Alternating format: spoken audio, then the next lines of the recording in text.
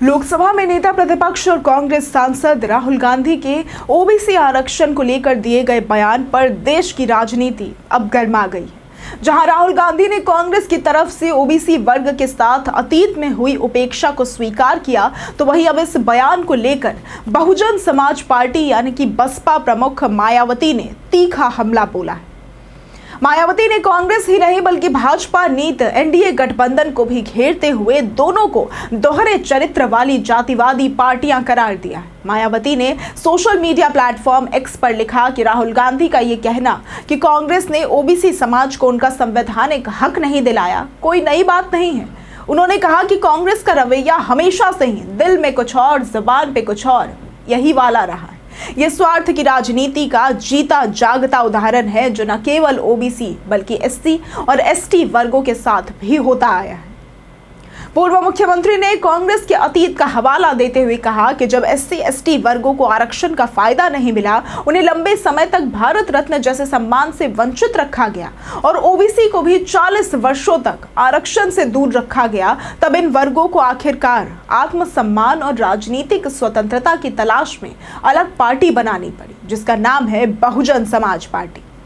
मायावती ने कहा कि यही कारण रहा है कि बीएसपी का गठन हुआ और ये पार्टी शुरू से इन वर्गों की सच्ची हितैषी रही। मायावती ने राहुल गांधी के पछतावे वाले बयान पर कटाक्ष करते हुए कहा कि सत्ता से बाहर होने के बाद कांग्रेस को अब इन वर्गों की याद आ रही। ये घड़ियाली आंसू के अलावा और कुछ नहीं है। उन्होंने बीजेपी पर भी निशाना साधते हुए कहा कि एनडीए का भी ओबीसी, एससी और एसटी के प्रति रवैया दोहरे चरित्र वाला ही है। मायावती ने कहा कि इन जातिवादी पार्टियों का असली चेहरा यही है कि इन्होंने एक तरफ आरक्षण की व्यवस्था को निष्क्रिय किया तो दूसरी तरफ बहुजन समाज को आर्थिक, राजनीतिक और सामाजिक रूप से कमजोर बनाए रखने की नीति भी अपनाई। उन्होंने कहा कि कांग्रेस और भाजपा जैसी पार्टियां हमेशा से ही इन वर्गों के हितों के खिलाफ रही है। मायावती ने इस पूरे घटनाक्रम को एक अवसरवादी राजनीति करार दिया जो केवल चुनावों के वक्त इन वर्गों की बात करती है और सत्ता में आते ही उन्हें भूल जाती।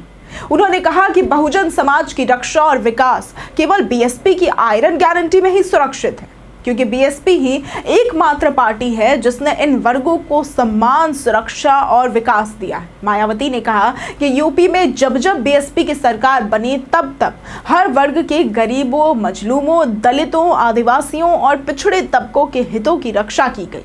उन्होंने जोर देते हुए कहा कि इन वर्गों को कांग्रेस, भाजपा, समाजवादी पार्टी या अन्य किसी भी जातिवादी पार्टी के बहकावे में नहीं आना चाहिए। मायावती ने कहा कि अब समय आ गया है कि दलित, आदिवासी और ओबीसी वर्ग के लोग उन पार्टियों को सबक सिखाएं जिन्होंने दशकों तक उन्हें सिर्फ वोट बैंक समझा। उन्होंने लोगों से अपील की कि वे अपनी राजनीतिक ताकत को समझें और बीएसपी को मजबूत बनाकर अपने स्वाभिमान, सुरक्षा और अधिकारों की रक्षा करें।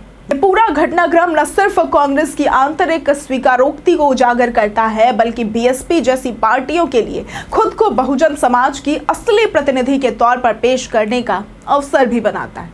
अब देखना यह होगा कि आने वाले चुनावों में ये सियासी बयानबाजियां कितनी असरदार साबित होती है। लेकिन अगर आपको आज की ये वीडियो पसंद आई हो तो इस वीडियो को लाइक करें, ज़्यादा से ज़्यादा शेयर करें और हमारे चैनल को सब्सक्राइब करना ना भूलें। आज के लिए सिर्फ इतना ही। वीडियो हमारे साथ बने रहने के लिए धन्यवाद।